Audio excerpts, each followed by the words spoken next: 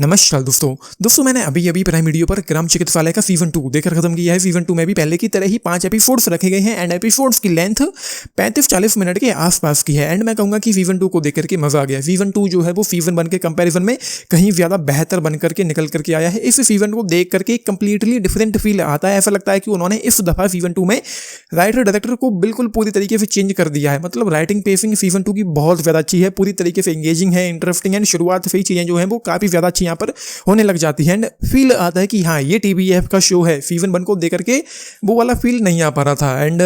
And season 2 का trailer मैंने नहीं देखा था एंड प्राइम वीडियो पर जब मैंने देखा तो चौथे एपिसोड के थंबनेल में मुझे ये पता चला कि विनोद और वन राकफ भी इस शो में हैं, तो उसके लिए मुझे बहुत ज़्यादा एक्साइटमेंट होने लगी थी एंड मैं बहुत एक्साइटेड था कि कब मैं चौथे एपिसोड पर पहुंचूं एंड फिर मैं वो वाला सीन देखूं। एंड इस शो की शुरुआत से चीज़ें काफ़ी सही होती हैं एंड अब प्रभात के उस पीएचसी में, उस ग्राम चिकित्सालय में कुछ मरीज आने लगे हैं एंड चीज़ें सही जा रही हैं। बट कमी ये है कि यहाँ पर मरीजों के लिए दवाइयाँ अवेलेबल नहीं हैं।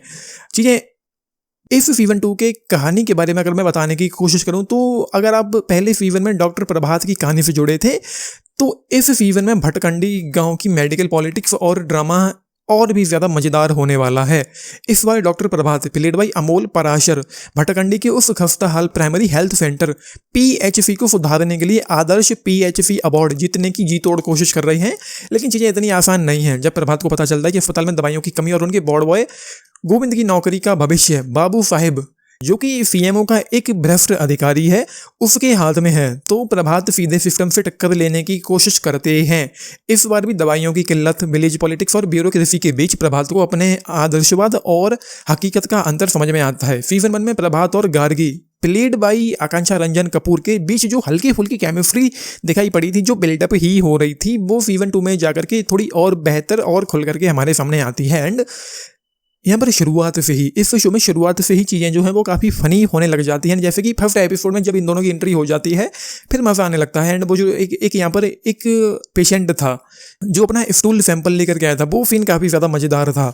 ऐसे करके यहाँ पर चीज़ें होती हैं एंड फिर गोविंद की शादी को लेकर धरा हुआ शादी जो यहाँ पर बताने की कोशिश की गई है वो कुछ काफ़ी अच्छा सा था। एंड यहाँ पर जो भी हो रहा है सीजन 2 में वो काफ़ी अच्छा है। जैसा कि मैंने कहा और एक बार फिर से कह दूं कि सीजन 2 के एपिसोड 1 से लेकर के फाइनल एपिसोड तक जो चीज़ें हैं इस शो में, इस सीजन 2 में वो कहीं ज़्यादा अच्छी हैं, काफ़ी एंगेजिंग है, काफ़ी इंटरेस्टिंग है, देखने में काफ़ी मज़ा आता है, हल्की फुल्की अच्छी लगने वाली कॉमेडी भी है। अगर आपको टीवीएफ की पंचायत या गुल्लक जैसे स्लाइस ऑफ लाइफ यानी कि ज़मीन से जुड़ी कहानियाँ पसंद हैं तो यही सीजन भी आपको वही देसी मिजाज, हल्का फुल्का मजाक और ग्रामीण स्वास्थ्य व्यवस्था पर एक जरूरी संदेश देगा।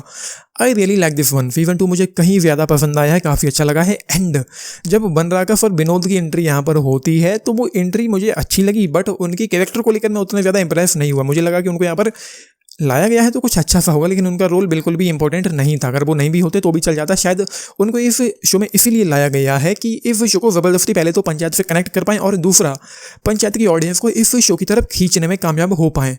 एंड सीजन 2 मैंने जैसा कि कहा मुझे अच्छा लगा है। I will go with the 3.5 star out of 5 इस शो के लिए। 10 में से अगर आप लोग पूछिए 7.5 स्टार्स सीजन 2 के लिए, जो मुझे काफ़ी पसंद आया। हल्का फुल्की कॉमेडी जो अच्छी है वो आपको यहाँ पर देखने को मिलेगी। एंड अगर आप इसको किसी भी तरीके से पंचायत से कंपेयर करने की कोशिश करें तो बिल्कुल भी मत करना, ये उसके आसपास भी नहीं है।